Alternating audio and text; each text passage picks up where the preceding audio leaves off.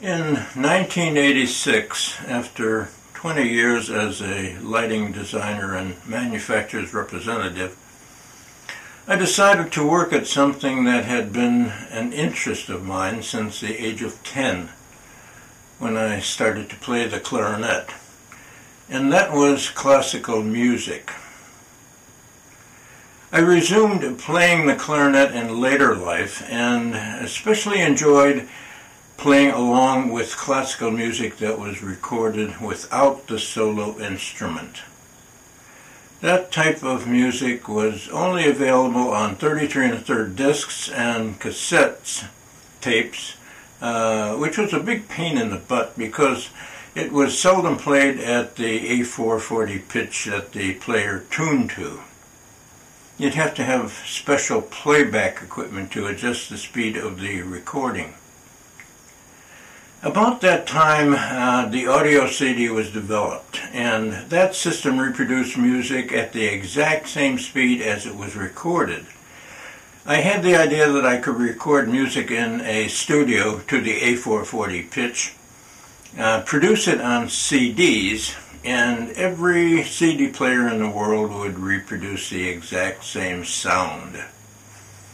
People like me could pop in the CD and always play it at perfect pitch.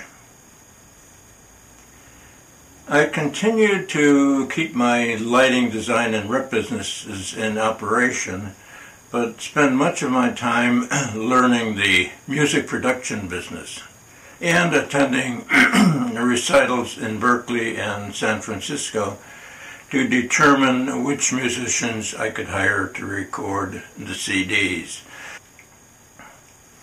I started to do the recordings at the different First studios in San Francisco because their chief engineer, Howard Johnston, was almost as excited as I was about the concept. This time around we won't be comparing the cassette, we'll just be comparing the 2-track and the 4-track. Okay. So. And the way it is going with Kronos is towards more experimentation and innovation. In a recording studio, they mixed a composition by Stephen Reich. It is about trains and fate, the difference between trains in the United States and in Germany in 1939. The voices are survivors of the Holocaust. In late 96 and early 97, we recorded enough music to fill 2 CDs.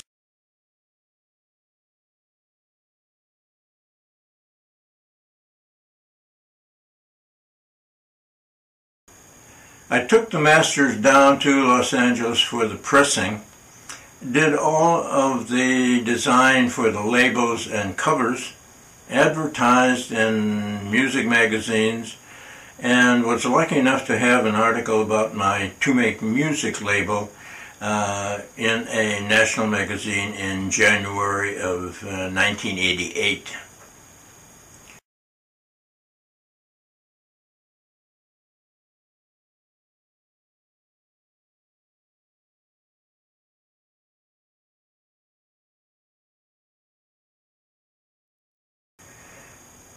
Just as the business was getting off the ground, I was unlucky enough to have a heart attack, which made me stop and think about how I wanted to spend the rest of my life.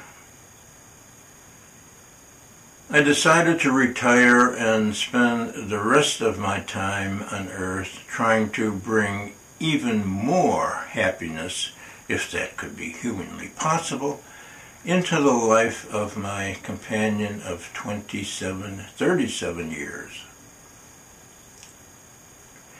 Here is a 1991 video of me performing music from one of the To Make Music CDs. My name is William Larson. Today is April 8th, 1991. We're in Pittsford, New York, and I'm going to play for you the Mozart Trio Kurko 498. This was recorded, or rather the background music was recorded in San Francisco in 1987, and the violist in this trio is George Thompson of Berkeley. The piano is pianist is Walter Allstedt of San Francisco. And I will play only the andante of the trio.